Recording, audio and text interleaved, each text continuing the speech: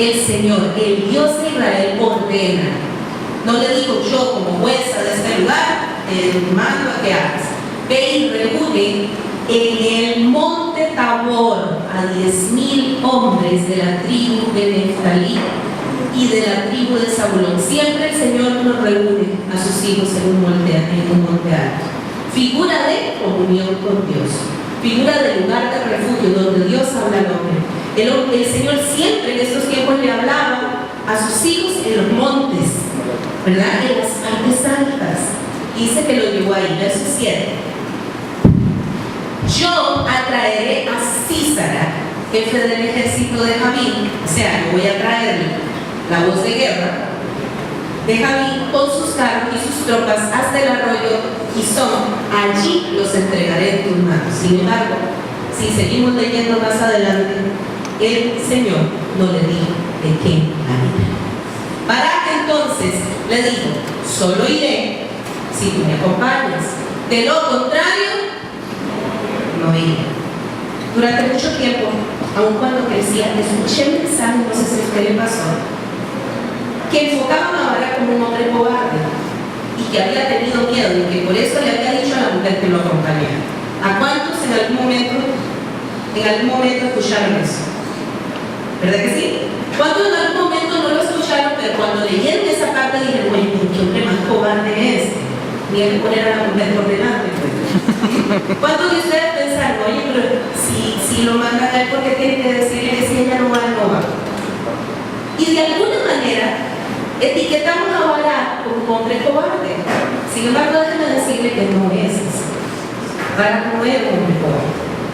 Sencillamente era un hombre con poca fe. Miren, Barak era un militar. La historia, si vamos a estudiar un poco, Barak era un estratega de guerra. Él era estratega de guerra de los ejércitos de Israel.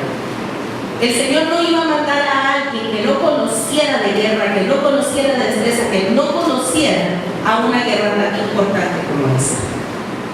Además, solamente a un comandante o un jefe de un ejército, 10,000 hombres le pudieron haber hecho caso.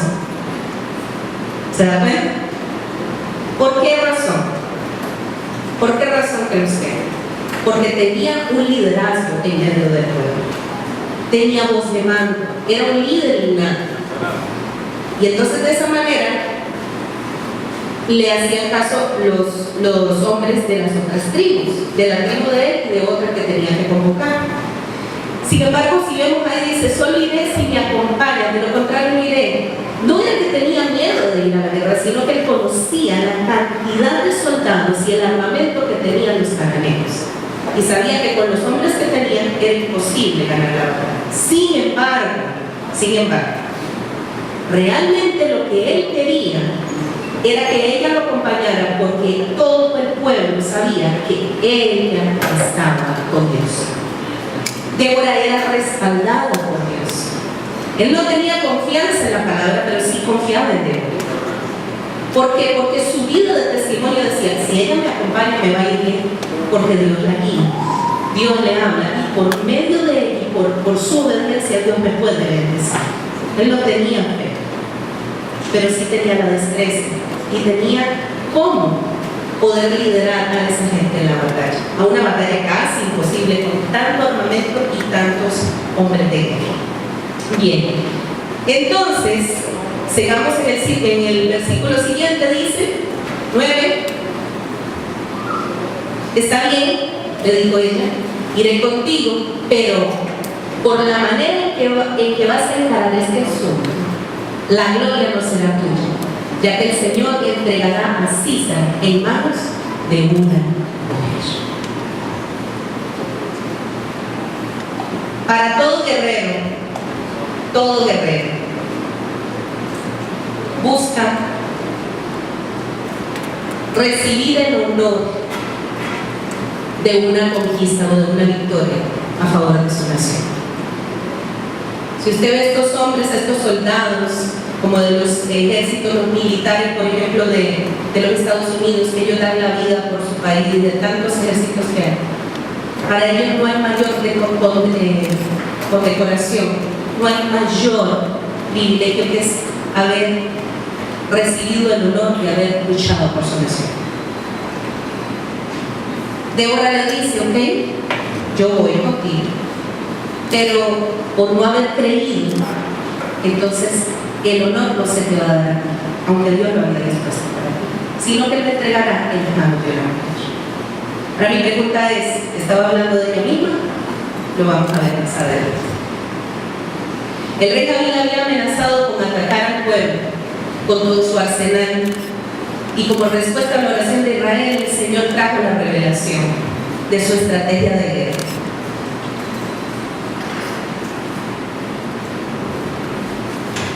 Dios tenía varios propósitos, ¿sabe?, con esta batalla. ¿Será que el Señor tiene propósitos con nosotros en medio de las batallas? ¿Cuántos creen que el Señor tiene un propósito en medio de cada batalla? No es solo la victoria, hay cosas más allá. El Señor no es tan simplista como quizás nosotros a veces somos, que nos fijamos solamente en un objetivo. Dios tiene una gama, tiene un abanico de posibilidades para nosotros. Dice que tenía varios propósitos para esta batalla. Diga conmigo: número 1, librar a su pueblo. Contestar sus oraciones, ¿verdad? Número 2, exaltar el valor y el papel de la mujer. Díganlo conmigo, repitan: exaltar el valor, el papel y el rol de la mujer como madre espiritual dentro de la iglesia, y enseñarnos el poder que hay en la unidad. Diga conmigo: enseñarnos el poder que hay en la unidad y el trabajo en equipo. Cuando la iglesia trabaja en equipo, y en este punto es donde va dirigido mi mensaje realmente.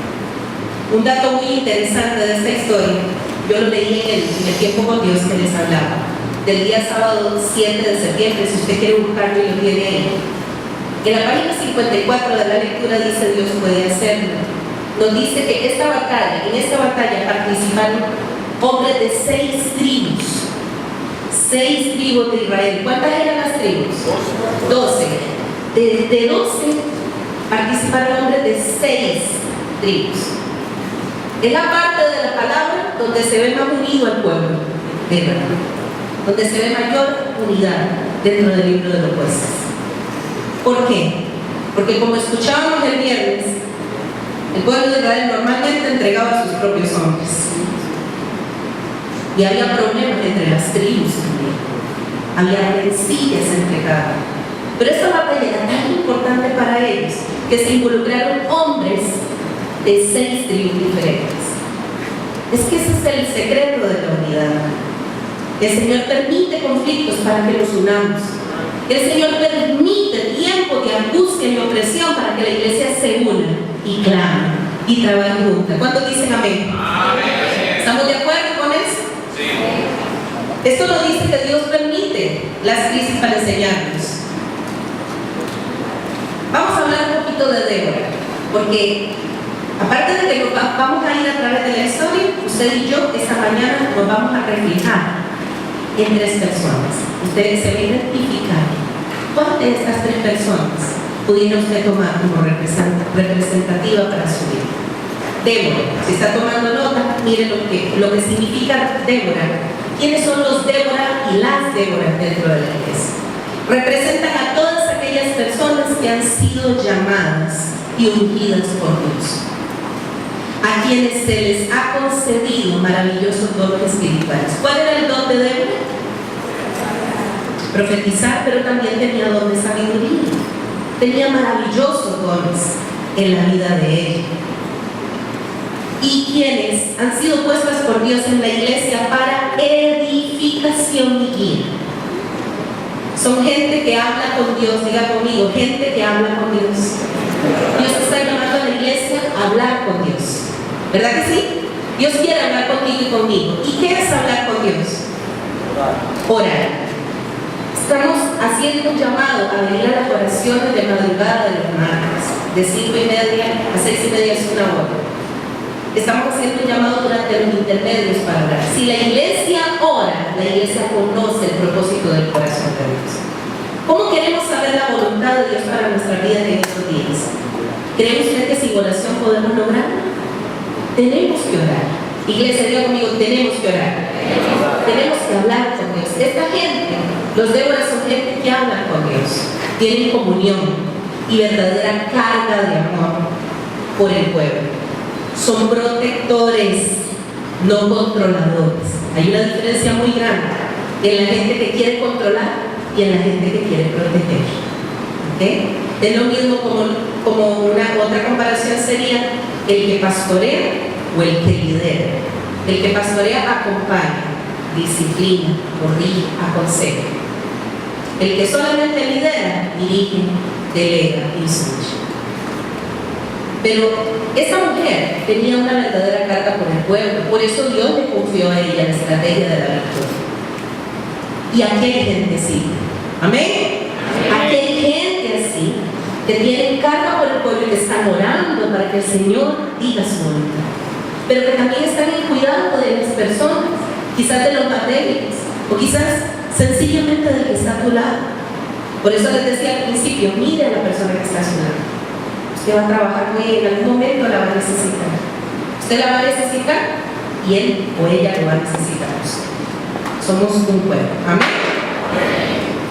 Bien, entonces, son mentores, acompañan, son gente valiente, son guerreros justos y su corazón tiene un espíritu paternal o maternal.